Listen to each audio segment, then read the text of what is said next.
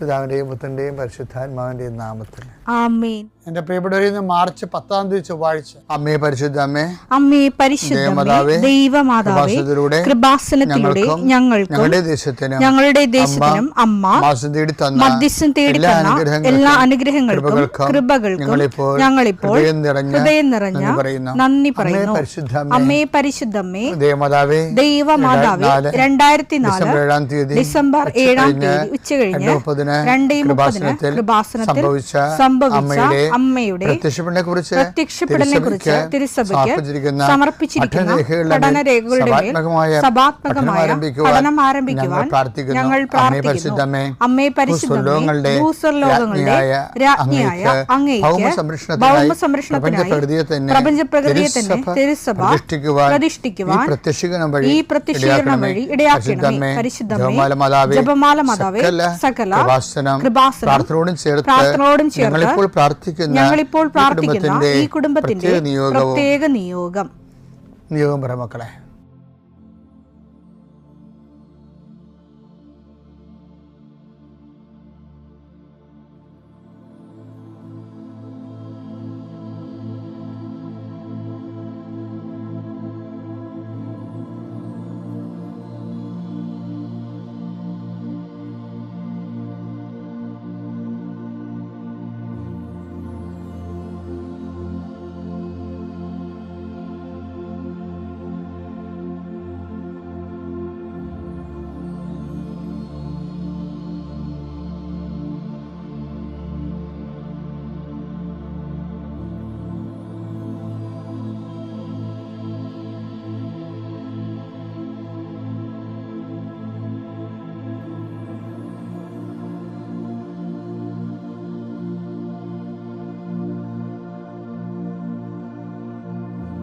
അമ്മയുടെ പ്രത്യക്ഷീകരണത്തിന്റെ ഈ അനുഗ്രഹവേളയിൽ ഞങ്ങൾക്ക് സാധിച്ചു തരുവാൻ കനിയണമേ. ആമേൻ. വിശ്വാസ പ്രമാണം.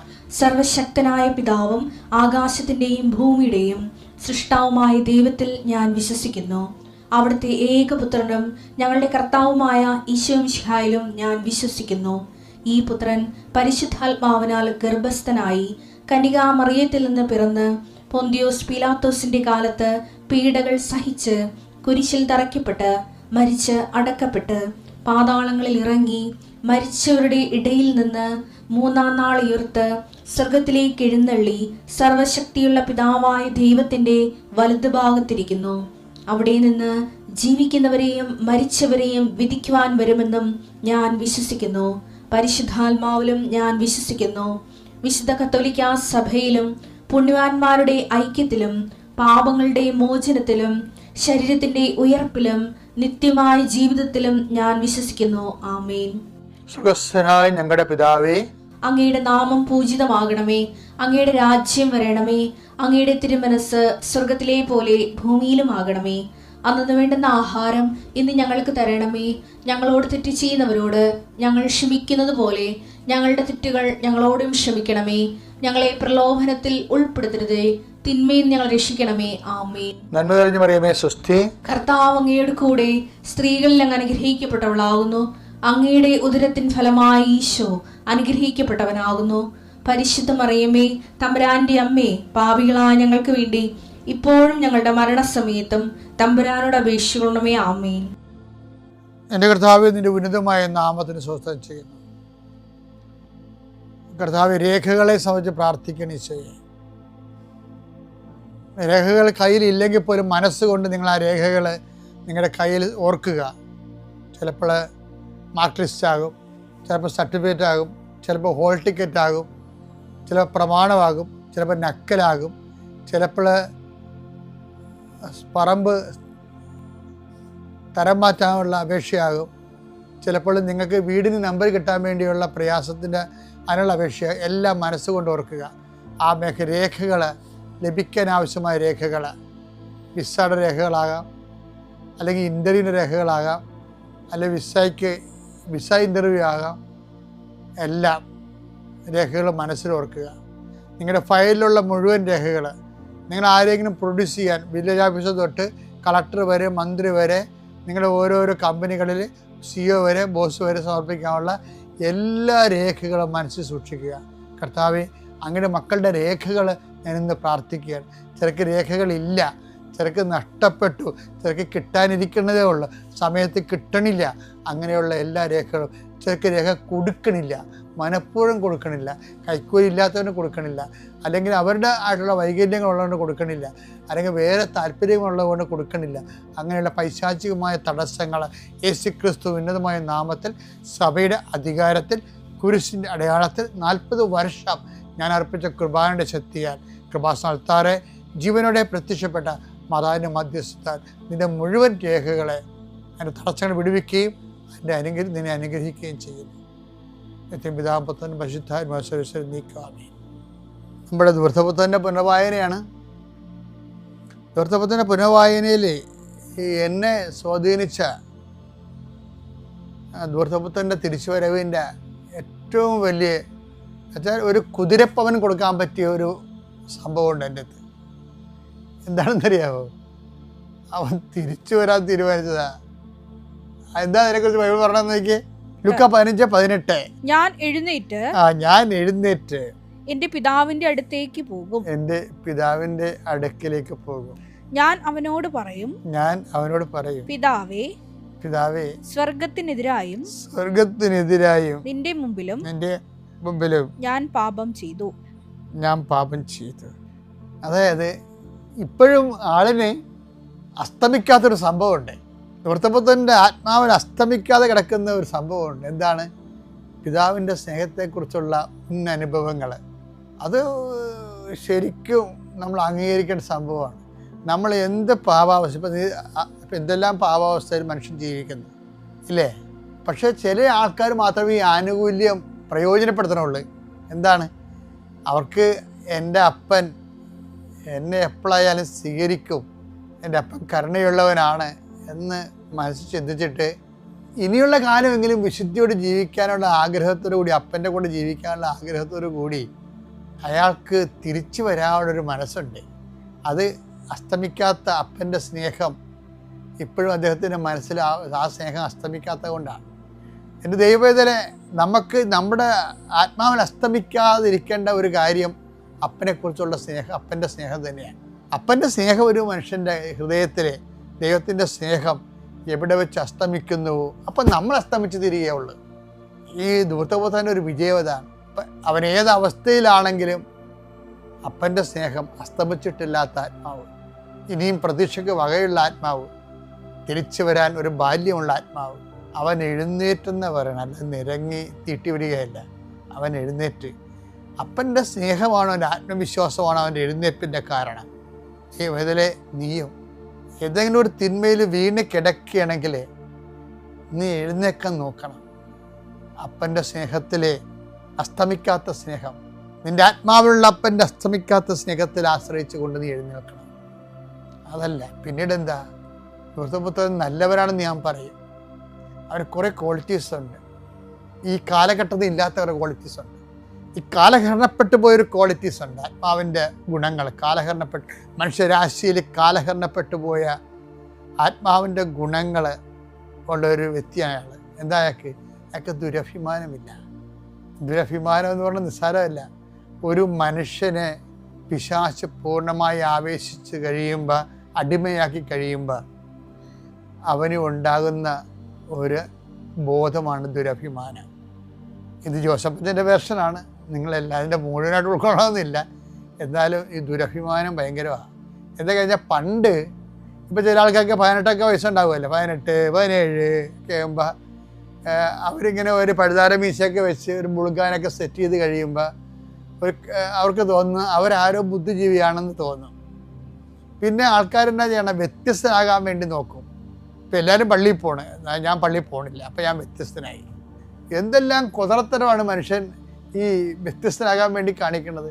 അതുപോലെ ഒരു വാദമാണ് നിരീശ്വരവാദം. എല്ലാവരും വിശ്വസിക്കുമ്പോൾ, എല്ലാവരും ദൈവത്തെ വിശ്വസിക്കുമ്പോൾ ഞാൻ വിശ്വസിക്കുന്നില്ലെങ്കിൽ ഞാൻ വ്യത്യസ്തനായി. എന്നിട്ട് ഈ ബുദ്ധിജീവികളെപ്പോലെ ഓരോരോ എവിടെയെങ്കിലും നിന്നൊക്കെ കേട്ട കാര്യങ്ങളൊക്കെ കെട്ടി എഴുന്നള്ളിച്ചുകൊണ്ട് മറ്റുള്ള ഇവൻ്റെ ഈ ഇരുട്ടിൻ്റെ കാലത്ത് ഇവൻ മറ്റുള്ളവരുടെ വിശ്വാസം കളഞ്ഞെടുക്കും. കുടുംബത്തിൽ പ്രാർത്ഥിക്കുന്നത് എന്തിനാണ് പ്രാർത്ഥിക്കുന്നത്? നിങ്ങൾ വെറും ദൈവത്തെ കണ്ടിട്ടുണ്ടെന്നൊക്കെ ചോദിക്കും. എൻ്റെ ദൈവത്തിലെ ദൈവത്തെ കാണാതെ കർത്താവ് എന്താ പിരിയുമ്പോൾ പറയണത്? കാണാതെ വിശ്വസിക്കുന്നവർ ഭാഗ്യവാന്മാർ. എനിക്ക് ആ ഭാഗ്യം ഇല്ലാതെയായിപ്പോയി. ഞാൻ ഇന്ന് ചില അമ്മയെ ഞാൻ നേരിട്ട് കണ്ടതല്ലേ, അപ്പോൾ ഞാൻ ഓർക്കും ദൈവമേ കണ്ടത് വലിയ അനുഗ്രഹമായിപ്പോയി. അതിൻ്റെ പേരിൽ അമ്മ പ്രത്യക്ഷീകരണത്തിൻ്റെ ഭാഗമായി ഉടമ്പടി തന്നു. ലക്ഷക്കണക്കിന് മനുഷ്യർ കുടുംബത്തിൽ ജീവിത വിശുദ്ധീകരണവും സുവിശേഷ സാക്ഷ്യം സംഭവിച്ചു.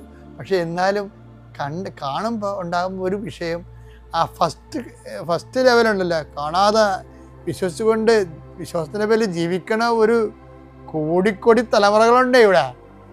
അവരൊക്കെ ഈശോ ബ്ലെസ് ചെയ്തിട്ടുണ്ട്. അവസാനം അവരെ ബ്ലെസ് ചെയ്തിട്ടുകൊണ്ടാണ് അവൻ സ്വർഗാരോഹണം ചെയ്യണത്. വീണ്ടും വരുമ്പോൾ കാണാമെന്നും പറഞ്ഞു. അത് വല്ലാത്ത പറച്ചിലാണത്. അവനെ അവസാനം ഈശോ ബ്ലെസ് ചെയ്യണത് ആരെയാണ് ബ്ലെസ് ചെയ്യണത്? കാണാതെ വിശ്വസിക്കുന്നവർ ഭാഗ്യവാന്മാർ എന്നും പറഞ്ഞ് അവൻ മറഞ്ഞു പോകുമ്പോൾ അവൻ്റെ മനസ്സിലുള്ള എന്താണ്? കാണാതെ വിശ്വസിക്കുന്നവർക്കെല്ലാം ഞാൻ വീണ്ടും വരുമ്പോൾ കാണാമെന്നും പറഞ്ഞ ഞാൻ പോണത്. അപ്പം ആ ഒരു ചിലർ ഈ കാണാതെ വിശ്വസിക്കുന്ന ആൾക്കാരാണ് യഥാർത്ഥ വിശ്വാസത്തിലേക്ക് വരണമെന്നാണ് ഈശോ അവസാനം പറഞ്ഞത്. പക്ഷേ നമ്മൾ ചിന്തിച്ച് നോക്കുമ്പോൾ ഈ വിശ്വാസം ഇല്ല എന്നും പറഞ്ഞുകൊണ്ട്, വിശ്വാസം ഉള്ളിലുണ്ടാവും, പക്ഷേ താൻ വ്യത്യസ്തനാകാൻ വേണ്ടി മറ്റുള്ളവരുടെ മുമ്പിലൊക്കെ വിശ്വാസം തള്ളിപ്പറയും. പിന്നെ കച്ചവടക്കാരും വിശ്വാസം തള്ളിപ്പറയും. ഓട്ടോറിക്ഷക്കാരും ചില ആൾക്കാർ എല്ലാ ദൈവങ്ങളെയും വെച്ചേക്കല്ലേ, ഏത് ദൈവങ്ങളായാലും കുഴപ്പമില്ല, എൻ്റെ വണ്ടിയൊക്കെ അറിയാൻ മതി എന്നുള്ള അത് കച്ചവടമാണത്. അതുപോലെ തന്നെ എല്ലാവരുടെ ജീവിതത്തിലൊക്കെ ഉണ്ടാവും. ഇപ്പം സിനിമാടന്മാരും പാട്ടുകാരും ഒക്കെ ദൈവത്തെ തള്ളി പറയുന്നവരുണ്ട്. എന്നിട്ട് എല്ലാ ഡയറക്ടേഴ്സ് എവിടെ നിന്നാണ് കൂടുതൽ പൈസ കിട്ടുന്നത് അവരേക്ക് ചാഞ്ഞ് നിൽക്കും. കച്ചവടമാണ്. കച്ചവടം ചെയ്യുന്നവരുടെ പ്രലോഭനം എന്നുകൊണ്ട് നിസ്സാര പ്രലോഭനമൊന്നും അല്ലത്. തങ്ങളുടെ മറ്റുള്ള പൊതുജനങ്ങളുടെ മുമ്പിൽ തങ്ങളുടെ ഉൽപ്പന്നങ്ങളും സ്വീകാര്യമാകാൻ വേണ്ടിയും അതിൻ്റെ ലാഭവിഹിതം കിട്ടാൻ വേണ്ടിയും ദൈവത്തെ തള്ളിപ്പറയുന്ന ആൾക്കാരുണ്ട്. അത് അവന്മാർ പറയുന്ന അവന്മാരുടെ കച്ചവട താല്പര്യങ്ങൾ പറയുന്നത് കേട്ടിട്ട് ദൈവത്തിൽ നിന്ന് പോകുന്ന ആൾക്കാരുണ്ട്. പക്ഷെ പോയി കഴിഞ്ഞ് ചില ആൾക്കൊക്കെ തിരിച്ചു വരാൻ പറ്റത്തില്ല. അതെന്താണ്?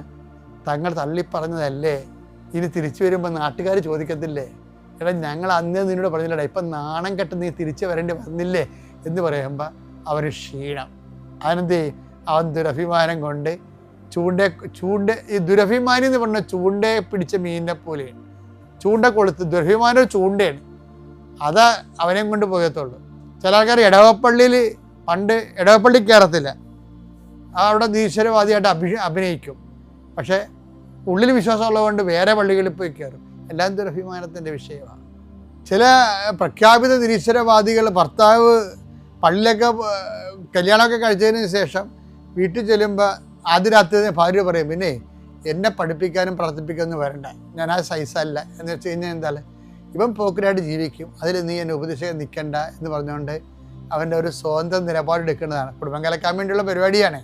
പക്ഷെ വിശ്വാസിയായ ഭാര്യയാണെന്നുണ്ടെങ്കിൽ അവൾക്ക് നല്ല വിശ്വാസ കരളുറപ്പുണ്ടെങ്കിൽ അവൻ്റെ അഭ്യാസമൊന്നും നടക്കത്തില്ല. അവളും പ്രാർത്ഥിച്ചും പരിശീലിപ്പിച്ചും പതുക്കെ കൊണ്ടുവരും. അത് ഓരോ കുടുംബങ്ങളിലൊക്കെ നിൽക്കുന്ന വിശ്വാസം എങ്ങനെയാണ്? അവിടുത്തെ അമ്മമാരുടെ വിശ്വാസമാണത് പിടിച്ചു നിർത്തുന്നത് ആ കുടുംബത്തെ. പക്ഷേ ഈ ധൂർത്തപുത്രൻ്റെ ഏറ്റവും വലിയ ക്വാളിറ്റി എന്ന് പറയുന്നത് ഇവന് ദുരഭിമാനം ഇല്ലെന്നുള്ളതാണ്. എൻ്റെ സിറ്റുവേഷൻ അക്സെപ്റ്റ് ചെയ്തു. ഞാനോ എന്ന് പറഞ്ഞില്ലേ, ഞാനോ ഇത് കേൾക്കാൻ തന്നെ എന്ത് രസമാണ്. ഞാനോ ഇവിടെ വിശന്ന് മരിക്കുന്നു, എൻ്റെ അവസ്ഥ എന്താണ്? ഇതാണ് എൻ്റെ പ്രാർത്ഥിക്കാനുള്ള ചൈതന്യവും പോയി, വിശ്വാസവും പോയി, ദൈവവും പോയി. എനിക്കിനി എന്തെങ്കിലും ആപത്ത് വന്നാൽ പറയാൻ പോലും ആരില്ലാതെ. അപ്പം ഞാനോ അതാണ് ഞാനോ ഇവിടെ വിശന്ന് മരിക്കുന്നു. ഞാൻ എഴുന്നേറ്റ് എൻ്റെ പിതാവിൻ്റെ അടുക്കിലേക്ക് പോകും, എന്നിട്ട് ഞാൻ പറയുമെന്നൊക്കെ പറഞ്ഞില്ലേ, ഏറ്റുപറച്ചിൽ കണ്ടില്ലേ. അപ്പോൾ ദുരഭിമാനം ഏതെങ്കിലും കാര്യത്തിലുണ്ടെങ്കിൽ അതിൻ്റെ പേരിൽ നീ ദൈവത്തിൽ നിന്നകന്നും പ്രാർത്ഥിക്കാതെ, പണ്ട് പ്രാർത്ഥിച്ചിട്ടില്ല, ഈ കഴിഞ്ഞ ഇടവരെ പ്രാർത്ഥിച്ചിട്ടില്ല, ഇനി പ്രാർത്ഥിക്കത്തുമില്ല, ഞാനിനി പ്രാർത്ഥിച്ച അമ്മയെ ചോദിക്കത്തില്ലേ, എടാ ഞാൻ നിന്നോട് അപ്പയെ പറഞ്ഞില്ലടാ എന്ന് ചോദിക്കില്ല. അപ്പം അതുകൊണ്ടാണ് ഈശോ പറയേണ്ടത് എന്താണെന്നറിയാമോ? എന്നിട്ട് ഇങ്ങനെ മറ്റുള്ളവരെ കളിയാക്കാതിരിക്കാൻ വേണ്ടി രഹസ്യമായിട്ട് വിശ്വാസം കൊണ്ട് നടക്കുന്ന ആൾക്കാരുണ്ട്. രഹസ്യ വിശ്വാസങ്ങളൊന്നും സ്വീകാര്യമല്ല മോനെ. എന്താ കാര്യം അറിയാമോ? ഈ രഹസ്യ വിശ്വാസക്കാർ കാപട്യ വിശ്വാസക്കാരാണെന്നുള്ളത് ദൈവത്തെ അറിയാവുന്നതുകൊണ്ട് കർത്താവ് പറഞ്ഞിട്ടുണ്ട്. എന്ത് പറഞ്ഞിട്ടുണ്ട്? മനുഷ്യരുടെ മുമ്പിൽ ഏറ്റുപറയാൻ ഉദ്ദേശിക്കുന്നവൻ മനുഷ്യരുടെ മുമ്പിൽ എന്നെ ഏറ്റുപറയണം. അപ്പോൾ എൻ്റെ സ്വർഗസ്ഥനായ പിതാവിൻ്റെ മുമ്പിൽ ഞാനും നിങ്ങളെ ഏറ്റുപറയും. അപ്പം രഹസ്യവിശ്വാസം ദുരഭിമാനം മൂലമാണ് നീ രഹസ്യവിശ്വാസം ആചരിക്കണം എന്ന് ഓർക്കണം. ഈ നോൻപ് കാലം എല്ലാ ദുരഭിമാനവും വിട്ടിട്ട് ദൈവത്തിലേക്ക് ദൂർത്തം തിരിച്ചു വന്നിട്ട് അവൻ്റെ ആശ്ലേഷത്തിൽ മുഴുകേണ്ട ഒരു കാലമാണ്. ദൈവം അനുഗ്രഹിക്കട്ടെ. പിതാവിൻ്റെയും പുത്രൻ്റെയും പരിശുദ്ധാത്മാവിൻ്റെയും നാമം.